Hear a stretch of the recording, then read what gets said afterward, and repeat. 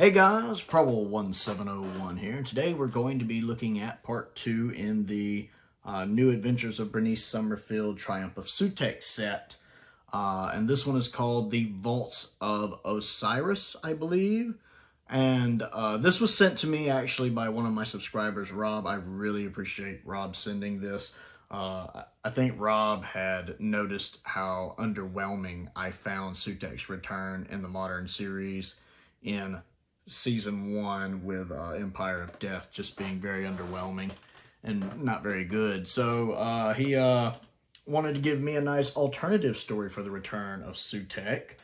And this, of course, has Bernice Summerfield in it, who I'm not overly familiar with. I know she's a big Finnish companion, and she's been around, I think, since the some of the books in the early 90s, actually.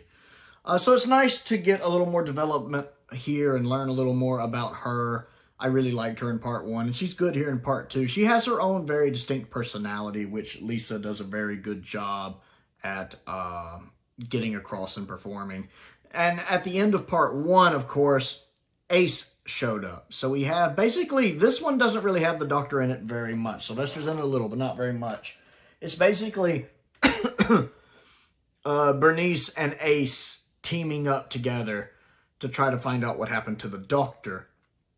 And we get a little bit of flashback with Ace basically filling in Bernice, her side of the story, and how she ended up there with her and the Doctor going back to 1941 to the place where Sutekh was because the Nazis were there trying to steal artifacts. And Ace is like, well, it doesn't matter. We know they lose. And the Doctor's like, yeah, but if they get their hands on some of this Osiris tech, because Osirans were aliens that were just very advanced, so they appeared as gods, not actual gods, Russell. And so we definitely didn't want those World War II Germans getting a hold of that. So the Doctor showed up to stop them. He runs them off, and then they find kind of a backup Eye of Horus. The Eye of Horus, of course, being the big red jewel from Pyramids of Mars that got destroyed. Well, they find a backup one. And then shenanigans happen, and light envelopes the Doctor, and he just vanishes. So Ace has come trying to figure out what happened to him. And what we basically get is Ace and Bernice end up in the 21st century trying to find this backup key to Horus, because when they get to the temple, the eye is gone. It's not there. Someone's taken it. So they're trying to track the eye down. So it becomes kind of this treasure quest almost, when things keep happening. And there's a little guide, a little boy who was their guide in 1941 who got them to the temple. Well, Ace runs into him again, and he's an old man now. And then his granddaughter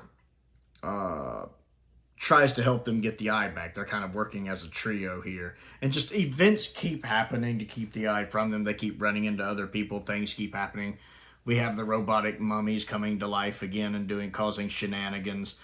This one was kind of middle of the road, honestly. Part 2, it wasn't bad. It wasn't like stellar or anything. Again, it gives me a nice chance to learn a little more about Bernice and what makes her tick as a person.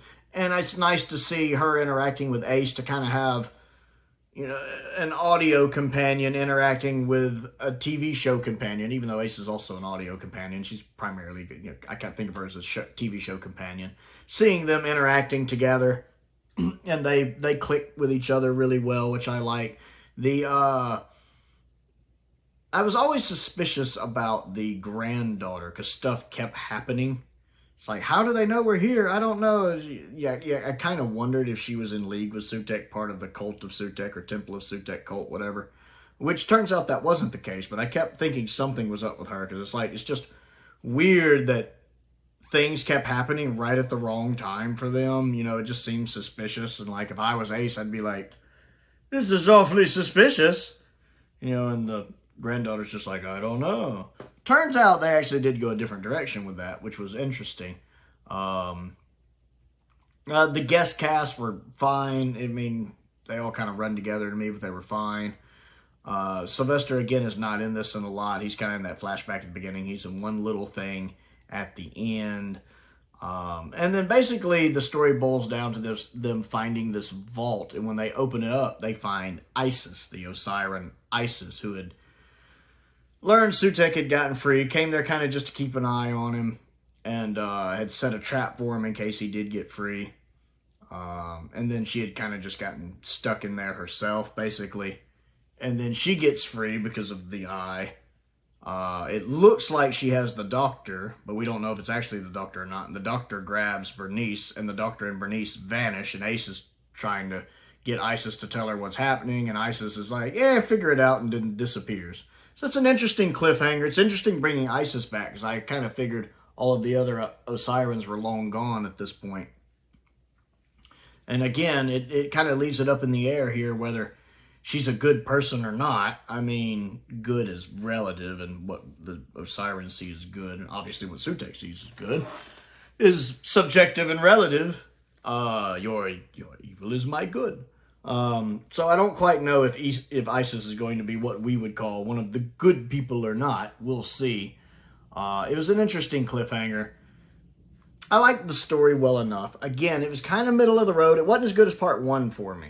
It wasn't as good as part 1, but I liked it. It's miles better than Empire of Death and what they did with Sutekh there. We don't actually have Sutekh in this episode, and the lack of Gabriel Wolf. I need me some Gabriel Wolf, so hopefully I'm sure we'll get him back, hopefully in part 3.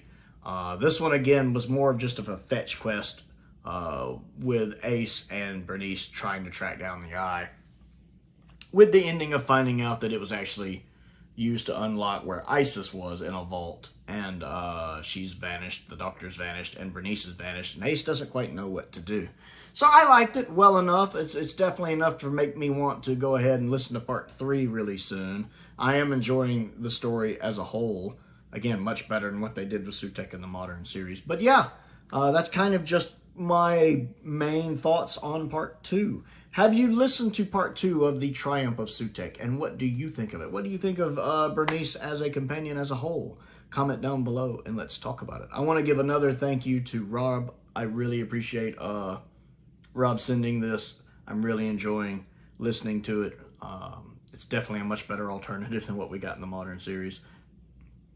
If there's anything you would like to send to me, my P.O. box is down in the description of the video. Check that out. I also have a link to my Amazon wishlist and my Amazon UK wishlist down there as well.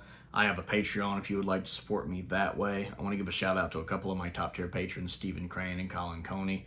I appreciate their support, as I do the support of all of my patrons, and Sam Venning as well. I very much appreciate them and my YouTube members. Most importantly, thank you for watching.